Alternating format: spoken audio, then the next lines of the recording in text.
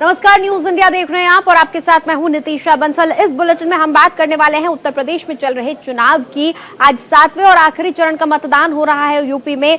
उसी से जुड़ी ये बड़ी खबर पर हम नजर डालेंगे, जहां पर अब भी मतदान लगातार जारी है। 9 जिलों की 54 सीटों पर वोटिंग हो रही है और यूपी में 3 बजे तक का जो वोटिंग परसेंटेज है वो हम आपको दिखा रहे हैं। बड़ी खबर इस वक्त, आज 7वें और आखिरी चरण का मतदान हो रहा है उत्तर प्रदेश में। 3 बजे तक का जो वोटिंग परसेंटेज है वो हम आपको दिखा रहे हैं। 3 बजे तक यूपी में जो आज 54 सीटों पर मतदान हो रहा है 9 जिलों की, उसकी हम बात कर रहे हैं। 46.40% मतदान हुआ है। 3 बजे तक का ये अपडेट हम आपको दिखा रहे हैं। 46.40%। आजमगढ़ में 3 बजे तक 45.25% मतदान हुआ है और चंदौली में 3 बजे तक 50.76% मतदान हुआ है। ये तस्वीरें तमाम पोलिंग बूथ्स की हम आपको दिखा रहे हैं। जौनपुर की बात कर लेते हैं, 47.18% मतदान हुआ है 3 बजे तक। उधर मऊ में 46.86% मतदान हुआ है और गाजीपुर में 45.56% मतदान हुआ है। तो ये तस्वीरें भी हम आपको दिखा रहे हैं। अलग अलग पोलिंग बूथ्स की ये तस्वीरें हैं जहां पर लंबी कतारों में लोग लगे हुए हैं अपने मताधिकार का इस्तेमाल करने के लिए इंतजार करते हुए। और मिर्जापुर की हम बात कर लें तो 44.6% मतदान हुआ है। सोनभद्र में 49.82% मतदान हुआ है। वाराणसी में 3 बजे तक 43.90% मतदान हुआ है। तो ये 3 बजे तक का अपडेट हम आपको बता रहे हैं। आज 9 जिलों की 54 सीटों पर वोटिंग हो रही है और इन 54 सीटों पर जो वोटिंग परसेंटेज है 3 बजे तक का, वो अपडेट हम आपको पहुंचा रहे हैं। 3 बजे तक 46.40% वोटिंग हो चुकी है इन 9 जिलों की 54 सीटों पर। चंदौली की बात करें तो सबसे ज्यादा वोटिंग परसेंटेज अभी तक नजर आ रहा है। 50.76% वोटिंग हुई है। जौनपुर में 47.18% मतदान हुआ है।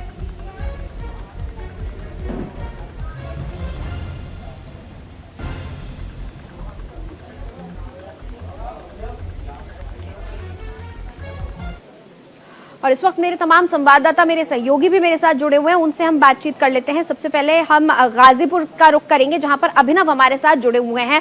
अभिनव, 3 बजे तक का वोटिंग परसेंटेज तो हमने जो है लोगों को बता दिया, लेकिन आप वहां पर मौके पर मौजूद हैं, क्या लग रहा है? अब कुछ ही देर और बची है, कुछ ही घंटों के मतदान और बचा है, कितना लोगों में उत्साह दिख रहा है?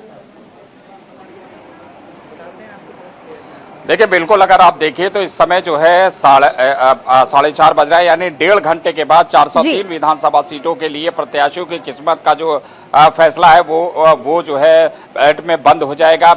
और विधानसभा कौन पहुंचेगा और किसकी सरकार बनेगी, इसकी उत्सुकता जो है 10 तारीख तक लोगों में रहेगी। इस समय मैं बता दूं कि चूंकि गाजीपुर का जो है, आपको सुबह मैंने बताया कि किस तरह से जो है गाजीपुर में चूंकि कंपटीशन बहुत ज्यादा वहां पर है और सबसे ज्यादा जो है वो ओम प्रकाश राजभर और शादा फातिमा और कालीचरण राजभर के बीच में है। वहीं गाजीपुर सदर की अगर आप सीट पकड़ेंगी तो वहां पर जो इस मौजूदा समय में जो राज्य मंत्री है डॉक्टर संगीता बलवंत, वो वहां पर प्रत्याशी के रूप में है। 7 विधानसभा है। पिछली बार भारतीय जनता पार्टी ने अच्छा परफॉर्मेंस करते हुए अगर जंगीपुर की सीट छोड़ दी जाए तो बाकी सीटों पर जो है काबिज हुए थे। उसके अलावा एक जो सैदपुर वाली सीट थी जो समाजवादी पार्टी ने जीती थी, वो सुभाष पासी की, वो इस बार जो है भारतीय जनता पार्टी और निषाद पार्टी के गठबंधन में इस बार दिखाई पड़ रही है। कुल मिलाकर मैं बता दूं कि जो पोल है वो भी बहुत ज्यादा धीमे हो चुका है। हाँ। और धीमे का कारण यह है कि जो लोग सुबह से जिन लोगों का यहाँ पर जिन लोगों को वोट डालना था, जो मतदाता थे, उन लोगों ने वोटिंग डाल दी है। जैसे कि मेरे पीछे आप देख सकते हैं कि कहीं पर भी जो है अभी समय इक्का दुक्का लोग ही जो है वो यहाँ पर दिखाई पड़ रहे हैं। ऐसी सूरत में जो है अब प्रत्याशियों की जो है वो धड़कनें तेज हो चुकी हैं और 3 दिन बाद जो है वो फैसला जो है आएगा कि आखिर उत्तर प्रदेश में जो है एक बार फिर से विधानसभा में कौन पहुंचेगा, कौन से प्रत्याशी पहुंचते हैं और उसके बाद किसकी सरकार बनती है। जी, ये जो कम वोटिंग परसेंटेज है ये किस ओर इशारा कर रहा है? क्योंकि 45% वोटिंग ही हुई है अभी तक और महज 1.5 घंटा बचा है। देखिए, एक कम परसेंटेज ऑफ वोटिंग का एक सबसे बड़ा जो कारण है, वो कारण मैं आपको बता देता हूं। पूर्वांचल में अगर आप आएंगे और पूर्वांचल में जब गाजीपुर, जौनपुर, आजमगढ़, चंदौली, ये तमाम ऐसे जिले हैं जहां पर कि पलायन वाली स्थिति बहुत ज्यादा होती है। पलायन इन द सेंस कि लोग रोजगार के लिए तमाम जगहों पर चाहे वो मुंबई में या फिर राजस्थान या फिर मध्य प्रदेश, छत्तीसगढ़ या अन्य राज्यों में जो है वो जाते हैं। इसके अलावा बहुत से ऐसे प्रत्याशी, बहुत से ऐसे मतदाता है जो कि दिल्ली या बॉम्बे या बच्चे हैं जो कि इलाहाबाद यूनिवर्सिटी से लेकर तमाम जगहों पर पढ़ने के लिए जाते हैं। शायद वो कारण जो हो वो जागरूकता नहीं आई कि उन लोगों को आकर यहाँ पर है, क्योंकि मैं एक वोटिंग लिस्ट जो है 2-3 जब पोलिंग बूथ पर जब मैं गया तो उनकी वोटिंग लिस्ट देख रहा था और उसमें बाकायदे मैं उन लोगों से बात कर रहा था, जो वहाँ पीठासीन अधिकारी थे उनसे बात कर रहा था, जो स्थानीय लोग थे उनसे बात कर रहा था। उनका साफ तौर से कहना है कि इसमें ऐसे ऐसे परिवार है जिसमें कि 40-40, 20-20 लोगों का वोट है, लेकिन ये सारे लोग जो है कोई मुंबई में रह रहा है, कोई यहाँ, कोई जो है वो गुजरात में रह रहा है, कोई अपने रोजगार के लिए है, कोई देश के बाहर है। और दूसरी तरफ है कि गाजीपुर और आजमगढ़ की अगर आप देखिए तो ज्यादातर लोग जो है कुवैत या अरब कंट्रीज में भी वहां पर लोग रहते हैं। ऐसी सूरत में जो है वहां पर पलायन के कारण जो है वोट ऑफ परसेंटेज वो जो है वो कम आका जाता है। और कमोवेश अगर आप हर बार आप देखेंगे, चाहे लोकसभा में स्थितियां दूसरी हो जाती हैं, लोकसभा में लोग जो है वो ज्यादा उत्सुकता पूर्ण आ जाते हैं। दूसरा क्या है कि कोविड के कारण आपको रोकना चाहूंगे, इस वक्त बड़ी खबर आ रही है, ये अपडेट दर्शकों तक पहुंचा दे। ये बड़ी खबर, चित्रा रामकृष्ण को 7 दिन की सीबीआई हिरासत। एनएससी के पूर्व प्रमुख हैं चित्रा रामकृष्ण। अग्रिम जमानत अर्जी खारिज होने के बाद सीबीआई ने गिरफ्तार किया था। हिमालय वाले बाबा के इशारे पर काम करने का आरोप है इन पर। ये बड़ी खबर हम आपको बता रहे हैं। अग्रिम जमानत अर्जी खारिज होने के बाद गिरफ्तार किया गया चित्रा रामकृष्ण को और अब 7 दिन की सीबीआई हिरासत में उन्हें भेजा गया है। एनएससी की पूर्व प्रमुख हैं चित्रा रामकृष्ण। इन पर इल्जाम है कि ये हिमालय वाले बाबा के इशारे पर काम कर रही थी।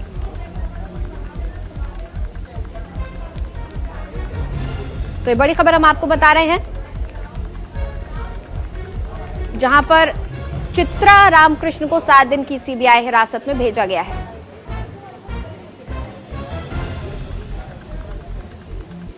और चलिए एक बार फिर हम चुनाव की बात कर लेते हैं। आज मतदान चल रहा है और वाराणसी से भी मेरे सहयोगी हमारे साथ जुड़े हुए हैं। मदन मोहन से हम बातचीत कर लेते हैं। आप जो है प्रधानमंत्री के संसदीय क्षेत्र में हैं, वहां पर 2017 की बात करें, 14 की बात करें, बीजेपी की लहर थी, मोदी की लहर थी। इस बार क्या देखा जा रहा है माहौल लोगों के लिए? अब क्या चीज ज्यादा अहमियत रखती है, क्या मुद्दे हैं अब? जी नितिशा, मैं बताना चाहूंगा कि जिस तरह से प्रधानमंत्री नरेंद्र मोदी का ये संसदीय क्षेत्र है और संसदीय क्षेत्र होने के साथ साथ अगर हम बात करें कि जिस तरह से 2014 और 2017 में दिखाया गया था और लोकसभा 2019 में दिखाया गया था, वो लहर अभी फिलहाल जो है वो दिखता हुआ नजर नहीं आ रहा है। क्योंकि यहाँ पर अगर हम बात करें कि 8 विधानसभा है और 8 विधानसभा में भारतीय जनता पार्टी के 8 जो कहा जाए तो यहाँ पे 8 विधानसभा में भारतीय जनता पार्टी और उनके सहयोगियों का कब्जा था।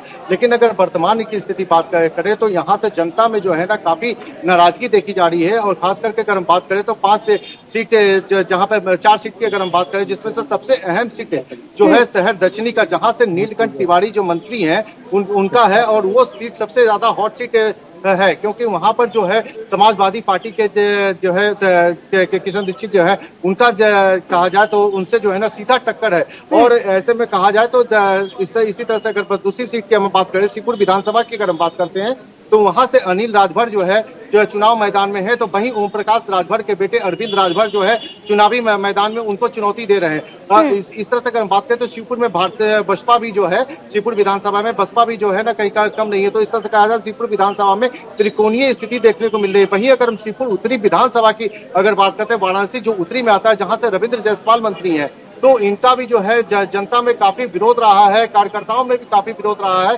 तो ऐसे में अगर कहा जाए तो यहाँ पर जो है ना 8 सीट पे अगर कहा जाए तो समाजवादी पार्टी के साथ जो है उनका जो है ना सीधा टक्कर है। तो कुछ लोग अभी यहाँ पे मौजूद भी आप देख सकते हैं कि निश्चित कि यहाँ पे कुछ लोग आए हैं और उन्होंने वोट का अपने मताधिकार का प्रयोग किया है। तो सबसे पहले तो आप मुझे दिखा दें तो जी, तो ये लोग इन लोगों ने देखिए अपने अपने वोट का जो है ना प्रयोग कर लिया है और उनसे बात भी करते हैं कि आखिर क्या इन लोगों ने किस मुद्दे पे बात की थी। सबसे पहले तो आप बताएं कि आपने वोट देकर कहेंगे किस मुद्दे पे आपने वोट दिया है? ये मुद्दा तो विकास का है और जो आजकल चल रहा है, जैसे आप यूक्रेन में वॉर देख, अभी हमारे बच्चे वहाँ फंसे हुए हैं और हमारे मोदी जी यहाँ हैं। सबसे पहले गुस्सा तो उसी चीज का है। अभी जरूरत हमारे भारतीयों को वहाँ पे तो दिल्ली में बैठ के केस को देखी थी, ना कि यहाँ पे घूमने। जी बिल्कुल, जिस तरह से देखिए इन्होंने जो बताया है कि हमारे बच्चे अभी यूक्रेन में फंसे हुए हैं, तो हमें सबसे पहले जो है ना उनको देखने की जरूरत है। चुनाव तो एक है ही है, चुनाव जो है कुछ मदन आपके पास मैं फिर से आऊंगी, एक बार आजमगढ़ का भी रुख कर लेते हैं। वहां पर क्या हालात हैं? मेरे सहयोगी नीरज बता रहे हैं हमें, आजमगढ़ में भी काफी कम वोटिंग परसेंटेज है। क्या अब माहौल नजर आ रहा है आपको वहां पर? क्या परसेंटेज बढ़ने की उम्मीद है? जी देखिए, अब अगर कहा जाए चुनाव खत्म होने में 1 घंटे और 20 मिनट का वक्त बाकी है और इस वक्त जो वोटिंग का अगर हम देखें, जो तमाम जगहों पे जो मतदाता हैं वो बहुत कम संख्या में पहुंच रहे हैं मतदान केंद्रों में।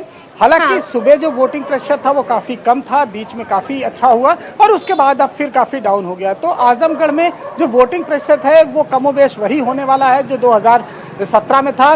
53 या 54% के करीब यहाँ पर मतदान होने की उम्मीद है। हालांकि ऐसा लग रहा था कि 60% तक आजमगढ़ में मतदान हो जाएगा, लेकिन मत प्रतिशत नहीं बढ़ा, एवरेज ही वोटिंग होती रही। यहाँ पर जो 10 सीटें हैं उनमें काफी अहम मुकाबला इस समय अगर कहा जाए तो भारतीय जनता पार्टी और समाजवादी पार्टी के बीच में चल रहा है। 6 सीटों पर सीधे समाजवादी पार्टी और भारतीय जनता पार्टी के बीच मुकाबला है और 4 सीटों पर बसपा और समाजवादी पार्टी का मुकाबला है। यानी समाजवादी पार्टी सीधे यहाँ पर फाइट में है, चाहे वो भारतीय जनता पार्टी के साथ हो चाहे वो बहुजन समाज पार्टी के साथ हो।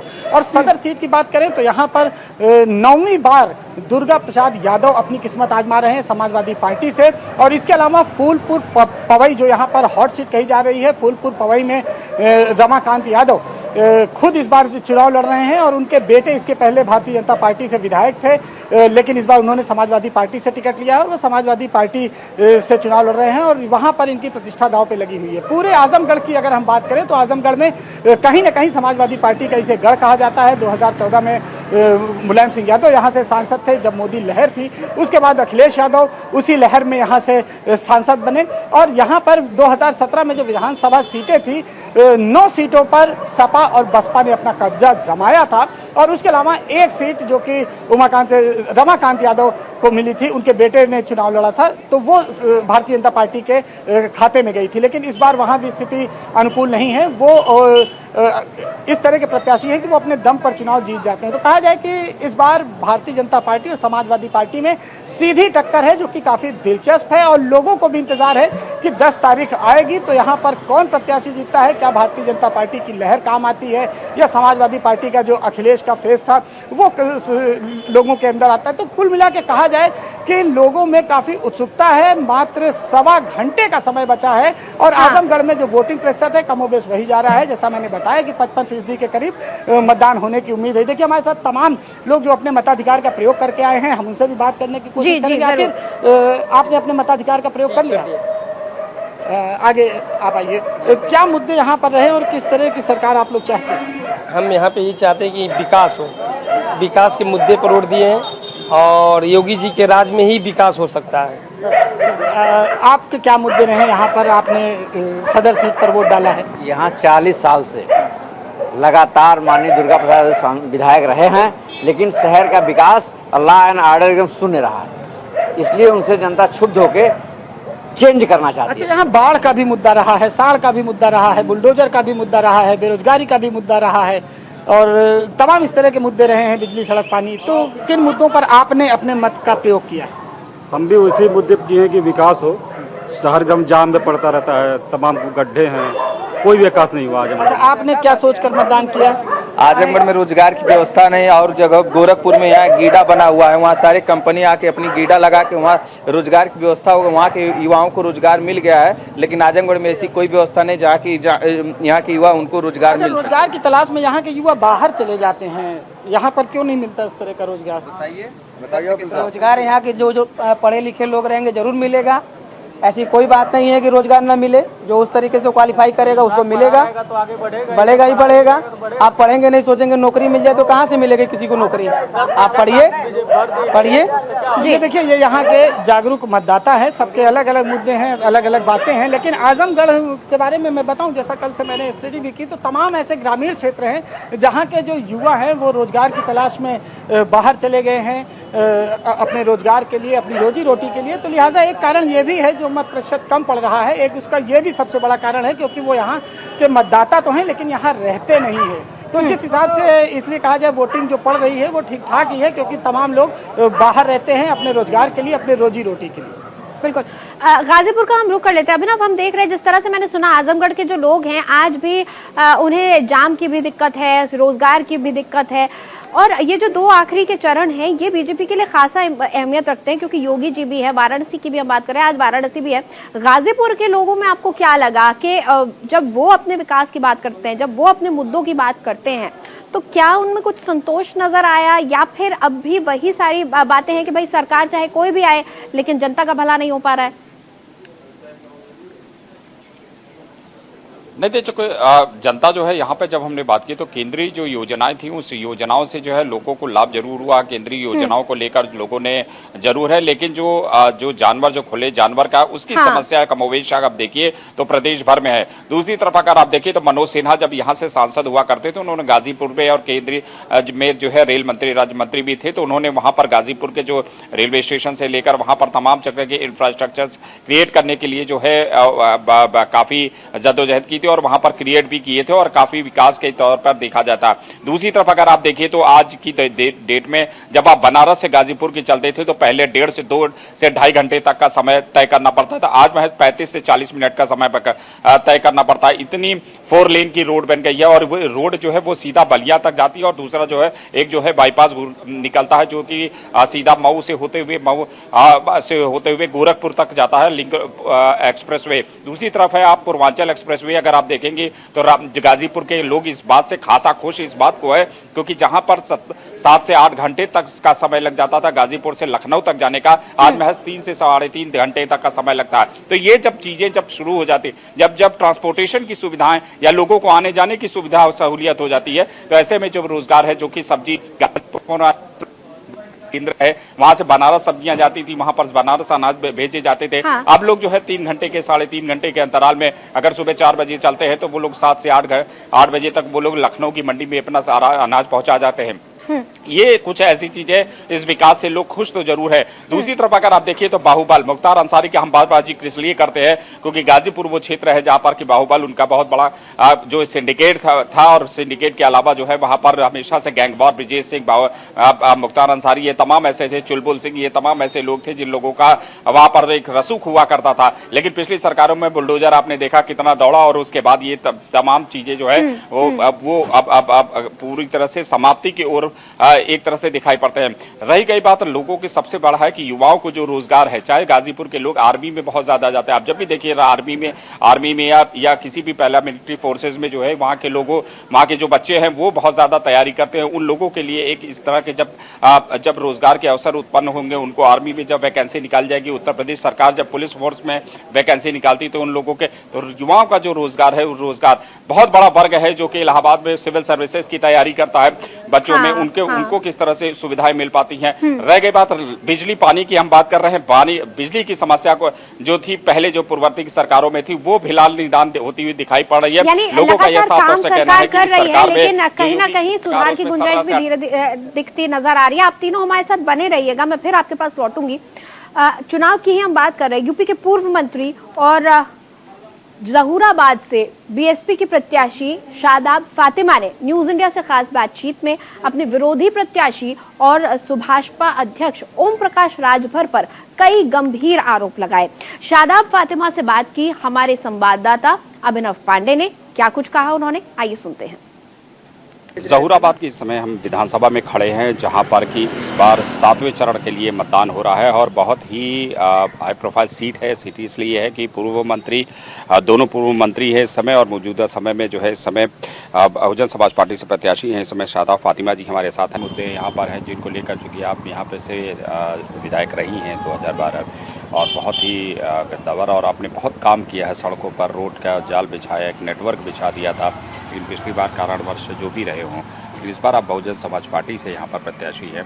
इन मुद्दों के आधारों पर इस बार जो है मुद्दे मेरे हमेशा एक ही हैं, विकास। मैंने 2017 के इलेक्शन जब सदर से लड़ा था तब भी मैंने डेवलपमेंट के इशू पे ही लड़ा था और मैं जीती भी थी। फिर 2012 में जहूराबाद से मैंने कंटेस्ट किया था, तब भी मेरा जो इशू था वो डेवलपमेंट था और मैंने डेवलपमेंट पे ही किया। जनता ने उसे अप्रिशिएट किया। 17 में मेरा टिकट कट गया, 22 में भी वही कहानी दोहराई गई। तो मेरे क्षेत्र के लोगों ने कहा कि ये अन्याय बार बार नहीं होगा, आपको लड़ना है। और मैंने फर्स्ट फेब को यहाँ पर आकर के कहा था कि मैं इंडिपेंडेंट कैंडिडेट के तौर पे इलेक्शन लड़ूंगी। उसके बाद मुझे विभिन्न राजनीतिक दलों ने भाजपा को छोड़ करके संपर्क किया।